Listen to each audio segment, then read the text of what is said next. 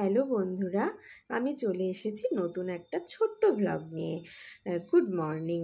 আজকে আমি রান্নাঘর থেকে আমার স্টার্ট করতে হয় বন্ধুরা।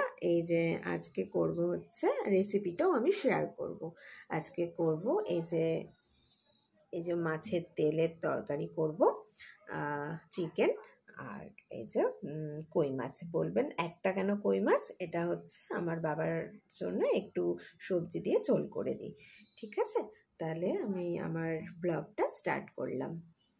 মাছের তেল করার জন্য যে উপকরণগুলো লাগে সেগুলো কিন্তু আমি গুছিয়ে নিয়েছি। এগুলো হচ্ছে পেঁয়াজ কুচি, কাঁচা লঙ্কা, রসুন কুচি, বেগুন, আলু, আর এই যে মাছের তেল। এখানে আছে হলুদ আছে, কালো জিরে আছে, লঙ্কার গুঁড়ো আছে, আর লবণ এত মাছ দেবই।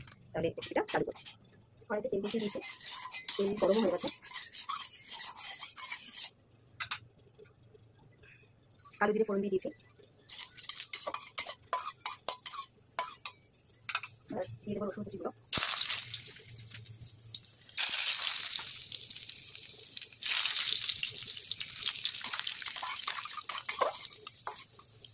দিয়ে দেবো পেঁয়াজ কুচিগুলো।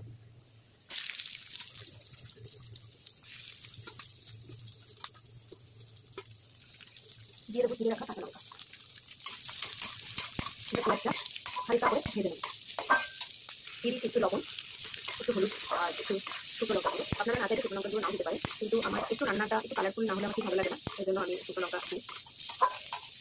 দিয়ে দিচ্ছি কেটে রাখা আলু বেগুনটা। এখন এটা নাড়াচাড়া করতে হবে, নাড়াচাড়া করে আলু আর বেগুনটাকে একটু ভাজা ভাজা একটু লবণ করে দিতে হবে। দিয়ে দিলাম মাছের তেলটা, হলুদ লবণ দিয়ে মাখিয়ে রেখেছিলাম মাছের তেলটা দিয়ে দিলাম। একটু নাড়াচাড়া করতে হবে ভালো করে। একটু চিনি দিয়ে দিলাম, কারণ একটুখানি চিনি দিলে তাহলে স্বাদটা আরও বেশি ভালো লাগে। এই রেসিপিটা করে দেখবেন বাড়িতে, খুবই ভালো লাগে। হয়ে গেছে আমার গরম গরম মাছের তেলের তরকারি। এটা এবার সার্ভ করবো। এটা খেতে কিন্তু দারুণ লাগে। টাটা বন্ধুরা। ঘর এখন অন্ধকার, কারেন্ট চলে গেছে। আমি আজকে মাছের তেলের যে চচ্চড়িটা করেছি, মানে সত্যি আমি করেছি, আমি করলে কখনো বলি না নিজের রান্না নিজে, মানে এত ভালো হয়েছে মনে হয়, মানে স্বর্গ স্বর্গ, দারুণ খাচ্ছি, দারুণ, এত ভালো হয়েছে, উফ বলার মতন না, খুব ভালো হয়েছে। মানে আমি নিজের রান্না কখনো বলি না, আমি অন্যকে জিজ্ঞেস করি কেমন হয়েছে বা কিছু, তাও খুব একটা জিজ্ঞেস করি না। কিন্তু আজকে নিজে করেছি, নিজে ভাবছি এত এত সুন্দর হয়েছে, মানে এটা দিয়েই পুরো ভাতটা আজকে আমি খাচ্ছি, তাই তোমাদের সাথে একটু শেয়ার করলাম। দারুণ দারুণ। এখানে দুপুরে কারেন্ট নেই, আমরা গেটের বাইরে দাঁড়িয়ে আছি। ব্লগটা আজকে এইটুকুই, কারণ আজকে কোথাও ঘুরতেও যাব না, কিছুই না, বাড়িতেই থাকবো। আর